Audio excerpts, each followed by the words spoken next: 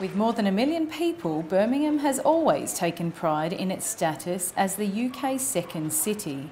But that's a label slipping from its grasp, not least because of a perceived PR problem. So where does that leave the property industry?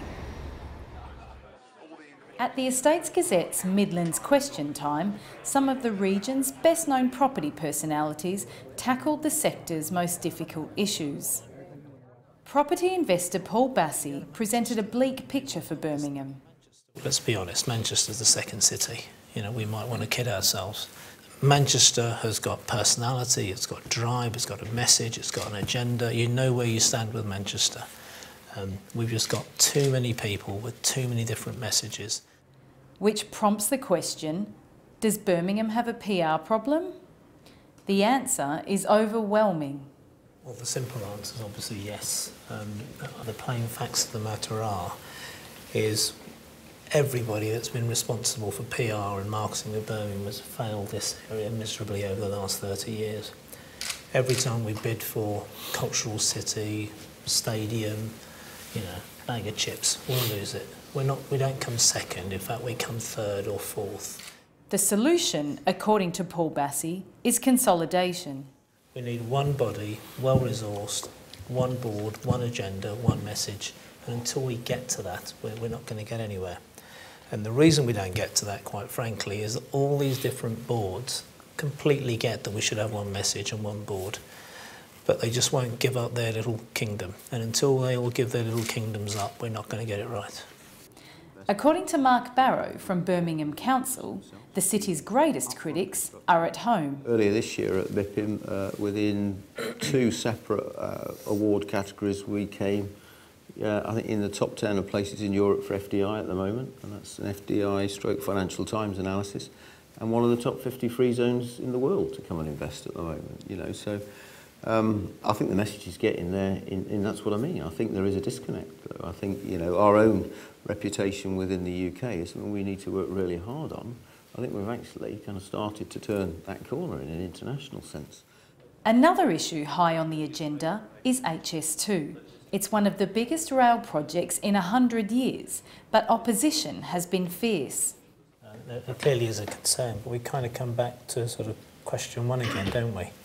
These agencies that we've got representing us and our politicians need to get out there and make the case for HS2 even stronger.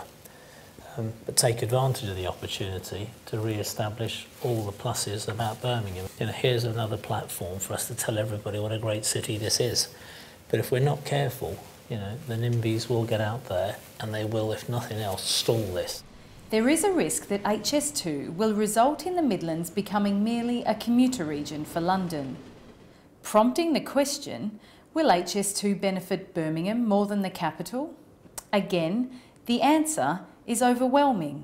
There are some principal components of potential economic development delivery which are short-term, which are highly important to Birmingham. And HS2 are not listening. And that really is a worry. And that doesn't mean we're not supportive of HS2, it just means that we're trying to get it right. And they are very intent on maintaining programme. Firstly, it's important to say that we're probably High Speed 2's biggest champion. But at the same time, and picking up what Barry was saying, we are quite a robust critical friend. You know, we want to make it work, and we want to make sure that it's done in a way that you make sure we're not storing up problems down the line. So, enterprise zones have been used to promote economic development. So, are they making a difference? The jury is out for the Question Time audience, but certainly our panellists are heralding the benefits. If we get the enterprise zone opportunity aligned to the long-term story of Birmingham, then businesses tell me that would excite them to invest. They can see it's not really the tax break, you know, the fact they don't pay rates for a few years that's going to make a big difference to the sorts of businesses we want to attract to the enterprise zones. It's the certainty of direction that we see the city going in that will underpin it. I think they can do, depending on how they're used. If they're taken at face value, I think they have very little impact on demand by occupiers, which will change the game. Actually, now, if the enterprise zones were in the right locations and capital allowances were introduced, then that would be a very powerful stimulus to development, but that isn't available. In a funding-starved market, that sort of incentive could be invaluable. But when investment finally does come in, what next for Birmingham's built environment? Some really dull, boring development.